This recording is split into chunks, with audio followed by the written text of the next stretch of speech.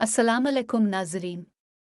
आज के खबरनामे में खुश आमदीद। आप देख रहे हैं सीनिक्स न्यूज़ और मैं आपकी मेज़बान अस्मा फ़हीम आज की अहम खबरों के साथ हाजिर हूँ। आइए नज़र डालते हैं आज की अहम खबरों पर। भारत राष्ट्र समिति के वर्किंग सदर के.टी. रामा राव ने कांग्रेस की ज़ेर क़यादत तेलंगाना हुकूमत पर धान उठाने और चावल की खरीदारी में 1000 करोड़ रुपए के घोटाले का इल्ज़ाम लगाया है। उन्होंने चीफ मिनिस्टर रेवंत रेड्डी और सिविल सप्लाईज के वजीर उत्तम कुमार रेड्डी को चैलेंज किया कि वो अदालती तहकीकात के जरिए अपने नाम साफ करें। के.टी.आर. ने इल्ज़ाम लगाया कि धान को उठाने के लिए 25 जनवरी को 4 कंपनियों को मशकूक तौर पर टेंडर दिए गए थे, जिनकी कीमतें मार्केट की कीमतों से कम थीं। इन कंपनियों ने मुबैना तौर पर मकामी मिलर्स को ब्लैकमेल किया, जिससे 800 करोड़ रुपए का घपला हुआ। के.टी.आर. ने शफाफियत का मुतालबा किया और कांग्रेस हुकूमत पर इल्ज़ाम लगाया कि वो चावल की उम्दा खरीदारी के अमल को बदनवानी के लिए इस्तेमाल कर रही है, जिसके नतीजे में मजीद 300 करोड़ रुपए का घोटाला हुआ। उन्होंने बीजेपी पर जोर दिया कि वो तहकीकात के लिए मरकजी एजेंसियों को शामिल करे और अगर वजाहत फराहम न की गई तो अदालती मुदाखलत की धमकी दी।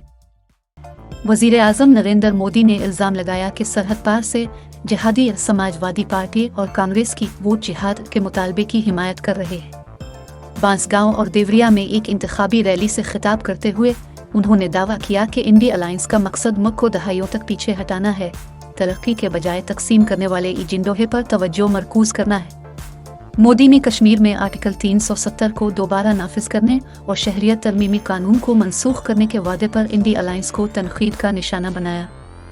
उन्होंने एसपी पर खानदानी सियासत और मजहबी रिजर्वेशन की वकालत का इल्ज़ाम लगाया, जबकि योगी आदित्यनाथ की क़यादत में बीजेपी के तर्ज हुक्मरानी से मुतसादिम है। मोदी ने कांग्रेस पर बरमूस मिसाइल की फरोख्त में रुकावट डालने का इल्ज़ाम भी लगाया, जिससे हिंदुस्तान की दिफाई खुद इन्हिसारी में रुकावट है। इतवार 30 मई को हमास के मुसल्लाह विंग अल-कस्साम ब्रिगेड्स ने जनूबी गजा की पट्टी में रफा से तुल अबीब की तरफ एक बड़े मिसाइल दागे, जिसने जनवरी 2024 के बाद शहर में पहला रॉकेट सायरन निशान जद किया। इस हमले को गजा के शहरियों के खिलाफ सहूनी कत्ल आम का बदला करार दिया गया। इसराइली दिफाई फोर्सेज ने कफ अल-सबा, हरजला और राना में रॉकेट सायरन की इत्तला दी और वस्ती इसराइल को निशाना बनाने वाले रॉकेटों के एक बैराज की तस्दीक की। इसराइली फिजाइया ने कई रॉकेटों को मार गिराया।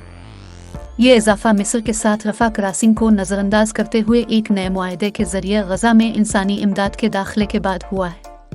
जारी तनाज़ा के नतीजे में अक्टूबर 2023 से अब तक 35,900 फ़लस्तीनी हलाक हो चुके हैं।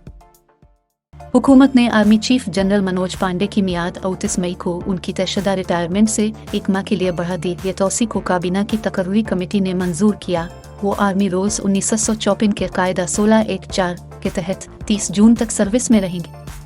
जनरल पांडे ने दिसंबर 1982 में कॉर्पस ऑफ इंजीनियर्स दी बॉम्बे सीपुर्स में कमीशन हासिल किया। अप्रैल 2022 से 1.2 मिलियन मजबूत फोर्स की क़यादत करने से पहले आर्मी के नायब सरबराह के तौर पर खिदमात अंजाम दे चुके हैं। बीजेपी लीडर और वजीर एम्पावरमेंट अविनाश गहलोत ने हफ्ता 25 मई को ऐलान किया कि राजस्थान की रियासती हुकूमत दीगर पसमानदा तबकात OBC जुमरे के तहत 14 मुस्लिम ग्रुपों को शामिल करने का जायजा लेगी। गहलोत ने पिछली कांग्रेस हुकूमत पर तनकीद की कि मुबैना तौर पर उन रिजर्वेशनों को 1997 और 2013 के दरमियान इत्मीनान की सियासत के हिस्से के तौर पर दिया गया था। उन्होंने जोर देकर कहा कि डॉक्टर बाबा साहेब अम्बेडकर के आइन के तहत मजहब की बुनियाद पर तहफ़्फ़ुज़ात ममनू हैं और इस मामले की जांच के लिए एक आला सतही कमेटी तश्कील दी जाएगी। ये जायजा कलकत्ता हाई कोर्ट के एक हालिया फैसले के बाद किया गया है, जिसमें मगरबी बंगाल में 70 मुस्लिम तबकात की OBC हैसियत को कालादम करार दिया गया है।